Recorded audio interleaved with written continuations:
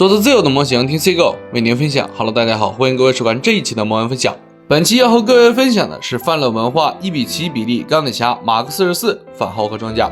本款模型的定价具体多少我是忘了。前段时间是看到山姆这边是有特价，用券后310多整了一个，也确实是观望了很久。之前这个东西一直都是400多块，考虑到这么大的尺寸，还是正版的反浩克装甲，这个价位貌似也还说得过去。不过整体的素质表现确实是一言难尽，实在是不吐不快。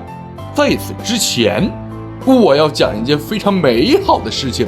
各位听说过日淘酱吗？日淘酱是煤炉官方合作平台，煤炉类似于国内的闲鱼，可以买到一些外网的物品。现在使用日淘酱也很方便，只需要打开微信小程序搜索日淘酱就可以进入，方便又快捷。在小程序搜索魔安分享，可以领取相应的优惠券。不过因为是二手平台，所以价格也是参差不齐，各位可以按需进行购买。并且正值中秋节，日淘酱也是推出了一些小活动，各位可以简单的参考一下。同时小程序自带翻译功能，点一下旁边的小红色按钮就会有中文翻译，和我一样有不懂日语的朋友，这个功能也会更方便。国际运费目前也有活动，只要到家微信支付也会很方便，服务费全免，合并费免费，国际邮费低至500克只要38元。新上了日邮集运方式，可以转运，可以自主申报填写面单。目前还有新增的几个活动，这里也给各位放在这里了。同时这里还是要提一嘴，因为是海外平台，所以国际运费会贵一些，各位在选择商品的时候一定要注意一下国际运费哦。由于个人原因，开盒部分的视频文件丢失，所以直接来介绍主体部分。本款模型所有的东西只有这么一个主体，整体的尺寸会比较巨大，高度是46厘米左右，宽度32厘米，深度21厘米左右，是个大家伙。本款模型的重量在1900多克，接近4斤。由于没有开盒视频，所以直接在这个环节给各位展示一下本款模型整体的一个漆面质量。首先就是下巴这个部分，漆面是没有盖住内部的水纹，脚掌这里也是同样的瑕疵，并且后背这里也会有很多的水纹出现。漆面表面会有很多这种灰尘，这个小颗粒还有划痕会很多，甚至还有很多内部零件也是有出现这种易漆的状态。那么这里算是找了几个本款模型比较有代表性的漆面问题，另外还有一部分是因为零件本身存在缩胶，不同角度下看上去漆面并不平整的状态，整体漆面质量确实很一般。同时本款模型几乎90%的银色零件都是采用了银色成型色，这个一会儿再吐槽。再来说一些本款模型的3板拼装零件应用在哪些部分。腰部两侧这4个零件是需要自己组装的，但是因为有卡扣，安装进去会非常紧。背部这2个喷口也是单独的分件，需要拼进去。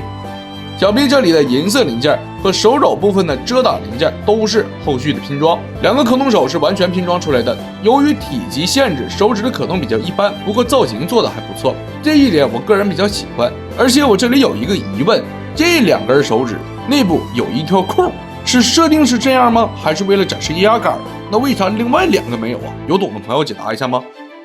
小腿后方的推进器中间的银色，还有下端这个位置的零件都是需要自己拼一下。同时这个推进器的零件卡损，需要消除一点再进行安装。本款模型也是带有灯组的配置，头部需要拆除金色面夹，然后按动里边的开关进行点亮。胸部、膝盖各有一个，直接按动就可以了。加起来一共是4处灯光位点，而且我其中一个还没有电了，这才买几天呢？同时灯组正面还给你印了一个开关的标志，还他妈给我印歪了，不是哥们儿，这他妈不是儿童玩具，我不是瞎子看不懂说明书。头部的灯组因为漆面问题，这个部分会透光。另外钢铁侠标志的掌心炮、背部喷口、小腿后方喷口这些位置和前面发光位置是类似的，但是全部没有灯光。脚掌底部不给我就认了，确实看不到，但是这些部分为啥不给呀？本来这个玩意儿内部就是完全空的一个状态，空间很大很空，包括手掌也是，然后这些部分都成了摆设。另外一个在外观上想吐槽的点就是全身这种大量螺丝孔的提供，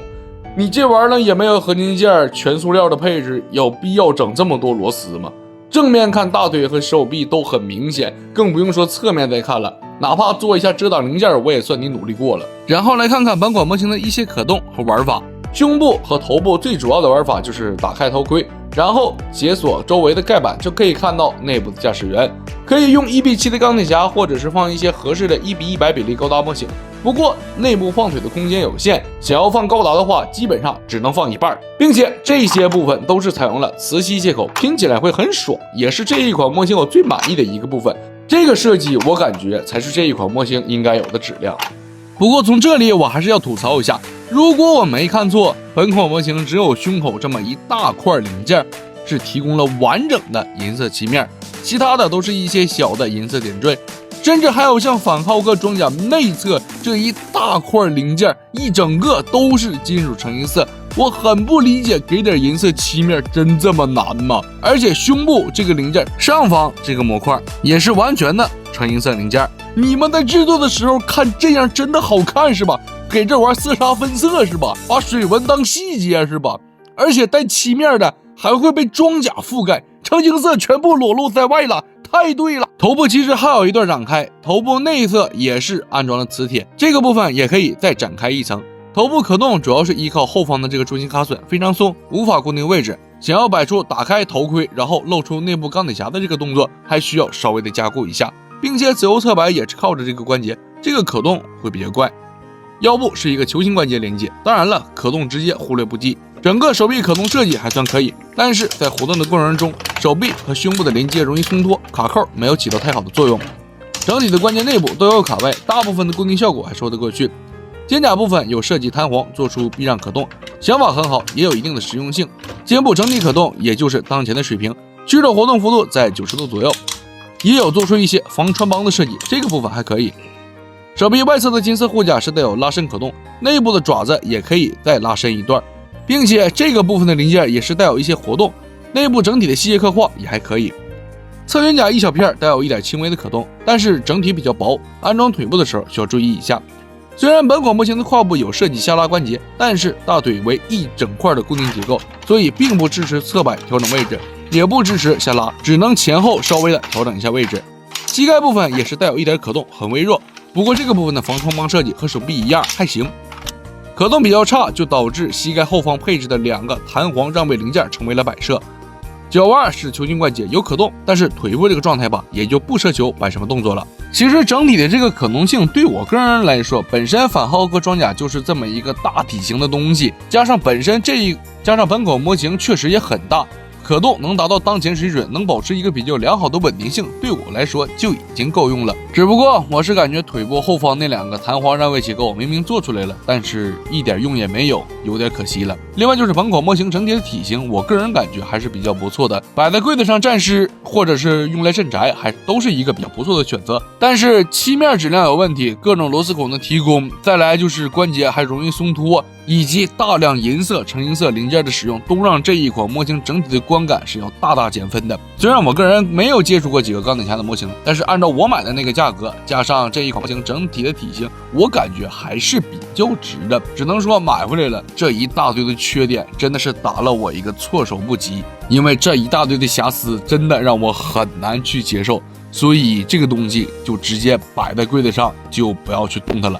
那么看完了这一期视频，不知道各位对这一款模型有一个什么样的评价呢？本期的西哥魔玩分享到这里就已经全部结束了，感谢各位的收看，下期不见不散，